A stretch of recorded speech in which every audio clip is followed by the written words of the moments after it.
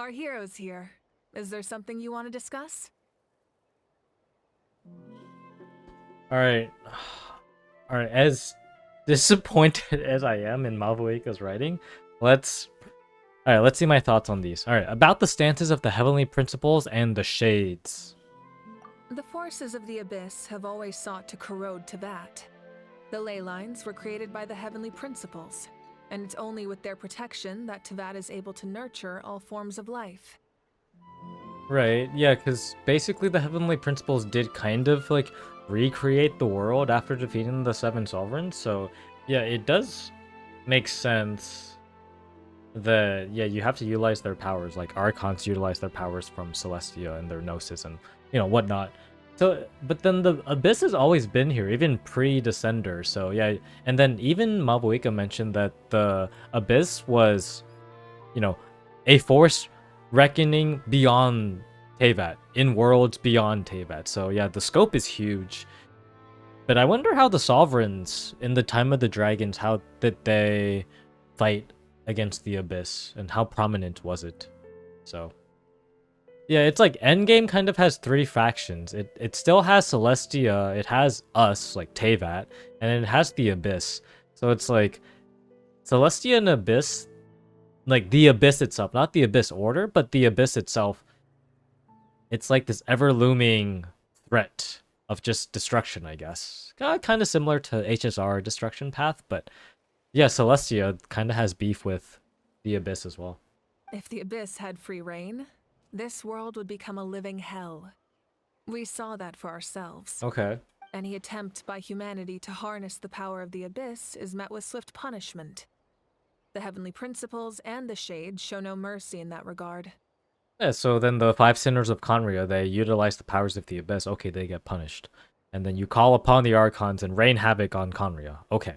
The other thing is that the whole like Conrian Last King on the Xbox glider lore with wanting to utilize the prince or the princess of Conria at the time, so the traveler sibling, and trying to like absorb the entire power of the Abyss to be able to destroy the world. That unyielding approach is also the source of great sorrow and hatred. The situation goes beyond a simple discussion of right versus wrong. Perhaps the truth will reveal itself during your future adventures. I see. Wait, what was that last line? Yeah, exactly. Yeah. So it's like they have a rule. A, don't use the Abyss. See what happens if you use the power of the Abyss. Okay, five people use the power of the Abyss. And then, yeah, we have the destruction, the cataclysm. Yeah, there it is. And you know what that stuff generates? That stuff generates people like Capitano, who are cursed with immortality. People like Dainsley, people like Pyro, and then probably the Harbingers and stuff. The Tsaritsa's goal of rebellion against the divine. So yeah, this is what Mavuika is talking about when she says this. That hey, like even though this is like the rule of the heavenly principles, it's like, well, bad shit still happens regardless. Oh, isn't it obvious? Okay. The Ode of Resurrection didn't take effect at all. Your own strength is what allowed you to keep fighting, as well as the moral support from everyone in Natlan. Still, moral support is also an important, if underappreciated, effect of the Ode of Resurrection. Okay. Yeah, wait, okay, so about the Gnosis. Now, the Tsaritsa doesn't have the Gnosis, and so there could... I mean, Mavuika still... This is assuming she still has it. Let's just make sure she still has it. The captain's subordinates sent us a letter he left behind. After our duel at the stadium, he asked the Tsaritsa to remove him from the responsibility of obtaining the Gnosis, and his request was granted. Wait, he left behind a letter. Okay, so he's like, hey, sorry, Tsaritsa, I can't obtain the Gnosis anymore. Sorry. Like, I just have a personal attachment to Natlan. I can't do this. Like, Mavuika needs the power of the Gnosis to save Natlan. I want to save Natlan before the Tsaritsas, prioritize that over the Harbingers. Yeah, so that's why he did that. Okay. The captain respected the outcome of that match and refused to violate his principles. But since this is Okay, the cool. final Gnosis, I doubt that Tsaritsa will let the situation stand. Yeah, so basically this does give them time to make another arc about retrieving the Gnosis. And it could be like an actual conflict where we'll actually see maybe Archon versus Archon. Like that could be a thing to get the Gnosis. I can see that. And like maybe deploying more of the Harbingers that don't have personal connections to Natlan to retrieve the Gnosis. Capitano was able to 1v1 Mavuika, so you can imagine just what the team of Dottore and Colombina, plus even Pyro, if needed, like they could definitely take the Gnosis. But anyways, it leaves room for conflict that they can write into the story and such. Okay. Oh, wait, is it New Year? Oh, 5 more minutes till New Year. So yeah, almost Happy New Year. All right, what else? Perhaps the replacement Harbinger will be See? sent here soon. I'll make sure to be prepared. See? Yeah, so it's like Mavuika. Does Mavuika even need the Gnosis at this point? Because it's like, you kind of don't need the Gnosis. Because the Gnosis is only needed because Pyro Archons have always been fighting against the Abyss. The Abyss is no longer a threat as of now.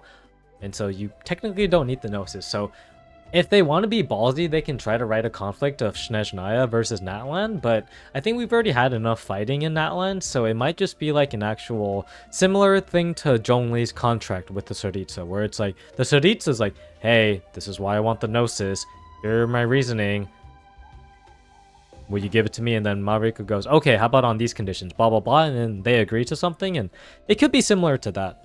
But I just don't see, I'm currently not seeing like another fight. It would also bring shame to Capitano's sacrifice too, because Capitano really stopped the war. He was the one that stopped the war in that land. So it would be a shame to his character if they were to bring another war to Natlan. And I feel like, especially since he was the first of the two Harbingers, man, like that it feels like he should. Like, I feel like the Tsaritsa just respects his decision, you know? She just respects his decision. But yeah, you know, a replacement Harbinger could show up, and they can, you know, figure out another way to get the Gnosis. Will it be war? I don't think so. Alright, Snezhnaya. A direct conflict with the Fatui is unavoidable the moment you step foot in Snezhnaya. Wait, why? Bro, we got Arlecchino on our side, we got Tartaglia on our side, we got the remains of Signora on our side, we got the memory of Capitano on our side. Hey, who's gonna oppose us? Who's gonna fight us? and then Dottore shows up and he's like, nah, bro, you ain't getting away this time.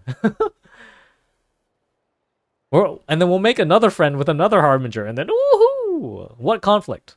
So make sure you're ready for any scenario. On a related note, I've acquired Okay, some intel okay, about the fake sky. fragment that suddenly appeared in the sky. Yes. Wait, who'd you acquire their intel from? Capitano knows intel about Descender stuff. Too bad we can't ask him. Such fragments are known as Ancient Moon's remnants, relics of secret source technology from the era of the ancient dragons. Coincidentally, a small squad of Fatui infiltrated our borders around the same time it appeared. Relics of secret source technology from the era of the ancient dragons. Interesting. Yeah, so yeah, the Fatui definitely wants to know information about it. So yeah, interesting. Our investigation revealed them to be the subordinates of the Doctor. Of course. Their stronghold is in Krai, a land with a long history not far from Snezhnaya. Yeah, they mentioned this in the live stream. Yeah, Krai is like a dangerous place. Wait, their stronghold is in Krai, which is a land with a long history, not from Snezhnaya. Wait, Krai. Yeah, it's in the southernmost part of Snezhnaya, but it technically isn't in Snezhnaya?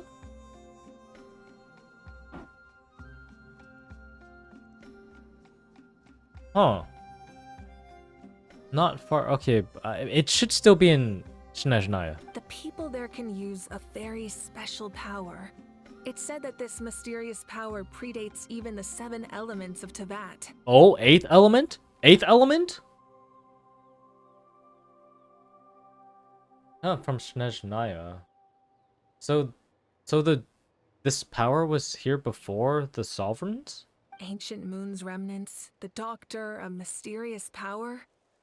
The project that connects all 3 must be ambitious indeed. And then there's also the Abyss Order's plan with, like, the Loom of Fate and stuff. Huh? Tribe? Oh, you're thinking along the lines of how the names of the 6 heroes were inherited.